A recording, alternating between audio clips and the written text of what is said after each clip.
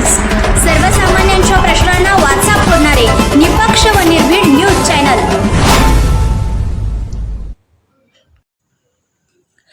आमदार राजेंद्र पाटील यड्रावकर यांना ध्वजवंदनास मज्जाव करणार माजी सैनिक संघटना आक्रमक। सैनिक टाकळी येथे प्रस्तावित असलेल्या MIDC विरोधात सैनिक टाकळी पंचक्रोशीतील माजी सैनिक, शेतकरी आणि पूरग्रस्त नागरिकांनी आता थेट स्वातंत्र्य दिनी म्हणजेच 15 ऑगस्ट रोजी शिरोळ तहसील कार्यालयासमोर ठिय्या आंदोलन करण्याचा इशारा दिला आहे। या संदर्भात आंदोलकांच्या वतीने शिरोळचे तहसीलदार यांना रीतसर निवेदन सादर करण्यात आले आहे। प्रस्तावित MIDC विरोधात सैनिक टाकळी परिसरातील नागरिक 2023 पासून सातत्याने लढा देत आहेत। गेल्या 2 महिन्यात या संदर्भात 3 मोठे आंदोलने झाली आहेत। आंदोलकांच्या मते या MIDCची प्रशासकीय प्रक्रिया अत्यंत चुकीच्या पद्धतीने झाली आहे। यावर तोडगा काढण्यासाठी मंत्रालय स्तरावर तातडीने बैठक घेणे गरजेचे असताना प्रशासनाकडून अद्याप बैठकीचे साधे पत्रही मिळाले नाही, असा संताप आंदोलकांनी व्यक्त केला आहे। नुकत्याच झालेल्या 9 ऑगस्ट क्रांतीदिनी आमदार राजेंद्र पाटील यड्रावकर यांच्या कार्यालयावर निवेदन देण्यासाठी आंदोलक मोर्चे जात होते। त्यावेळी आमदारांच्या सांगण्यावरून आंदोलकांना बैठकीसाठी बोलवण्यात आले, मात्र तिथे माजी सैनिक आणि शेतकऱ्यांना मारहाण करण्यात आली आणि यावेळी राष्ट्रध्वजाचा अवमान झाला, असा गंभीर आरोप आंदोलकांनी केला आहे। राष्ट्रध्वजाचा अवमान करणाऱ्या संबंधित आमदारांवर पोलीस प्रशासनाने गुन्हा दाखल करायला हवा होता, तसेच त्यांनी या प्रकाराबद्दल माफी मागायला हवी होती, अशी आंदोलकांची मागणी आहे।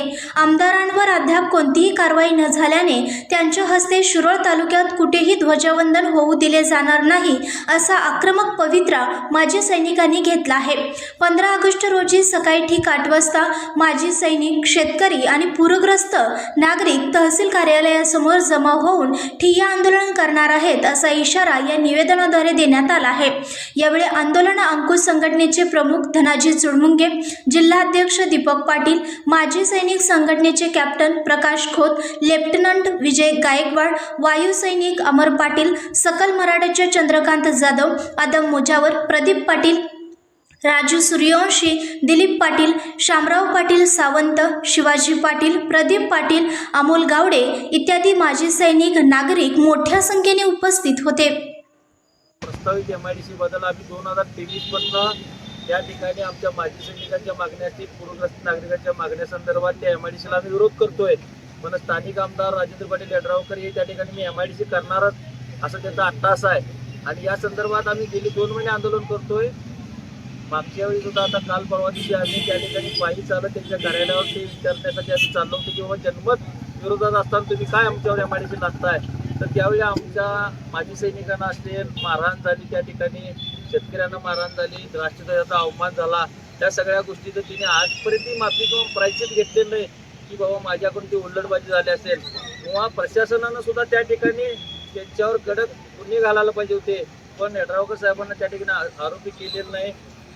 कलम सुद्धा शिथिल घातलेले, अजून त्यांना अटक झालेली नाही त्या आरोपींना सुद्धा। आणि आम्ही जी MIDCची प्रक्रिया म्हणतोय की बाबा त्याच्यामध्ये वरिष्ठ स्तरावर किंवा मंत्रालय स्तरावर बैठक लागली पाहिजे, ते सुद्धा मागणं गेली 2 महिने आम्ही घेऊन मागतोय की एक बैठक घ्या, काय प्रक्रिया चुकीची आहे आणि बरोबर आहे तिथं ठरल, पण ती सुद्धा प्रक्रिया किंवा त्याबद्दल बैठक लावायला यांच्यामध्ये धाडस नाही त्या ठिकाणी की बाबा जर त्यांच्यामध्ये धाडस असतं की ती बैठक घेऊन बस दूध का दूध पाणी का पाणी झालं असतं की बाबा चुकीची प्रक्रिया आहे तर ती चुकीची रद्द करा आणि ती बरोबर असेल तर चला आम्ही मानतो, पण एक बैठक लावायचं धाडस गेली 2 महिन्यापासून होत नाही, 3 आंदोलनं झाली। मग एवढं असताना आम्ही आता या ठिकाणी हे आंदोलन गेली 3 दिवस झालं बसलोय, प्रशासनानं कुठलीही दखल घेतली। त्यामुळे आम्ही 15 ऑगस्ट रोजी आमच्या सगळ्या माजी सैनिक असतील, पूरग्रस्त नागरिक असतील, सगळ्या समविचारी संघटना पक्ष यांच्यासह आम्ही इथून तहसील कार्यालयावर जाणार आणि आमच्या गावकरी जे सगळे असतील ते पण तहसील कार्यालयावर येणार। आमचं म्हणणं आहे की ज्यांनी राष्ट्रध्वजाचा अपमान केला आहे त्या आमदारांनी आमच्या तालुक्यामध्ये कुठेही राष्ट्रध्वज आम्ही त्यांना करून देणार नाही। दुसरी गोष्ट, आमच्या ज्या मागण्या आहेत त्याच्याबद्दल तुम्ही बैठक लावायची आहे, ती बैठक लावायचं आम्हाला पत्र द्यावं, नाहीतर आम्ही तिथं 12 वाजेपर्यंत बसणार कुठं तहसील कार्यालयावर। आणि ह्यातनं पण काय त्यांनी तोडगा सांगितला नाही तर आम्ही परत ज्यांनी आमच्यावर MIDC लागतात त्या आमदारांच्या कार्यालयावर त्यांना विचारा येणार की बाबा जन्मत उलटा असताना तुम्ही का आमच्यावर MIDC लागताय। माजी सैनिक सांगायला, पूरग्रस्त नागरिक सांगायला ते तुम्ही का ऐकत नाही, तुम्ही लोकप्रतिनिधी आहे काय मग हुकुमशाह आहे, याचं उत्तर त्यांनी त्या ठिकाणी द्यायचं। त्यामुळे हे आंदोलन तीव्र स्वरूपात आणि सगळ्या समविचारी पक्षी संघटना आणि माजी सैनिक पूरग्रस्त नागरिकांसह हे मोठ्या प्रमाणात उग्र स्वरूपात होणार. भारत माता की जय. भारत माता की जय. एमआयडीसी रद्द झालीच पाहिजे. एमआयडीसी रद्द झालीच पाहिजे. संघर्ष या न्यूज चॅनलला लाईक करा, शेअर करा आणि सबस्क्राईब करा.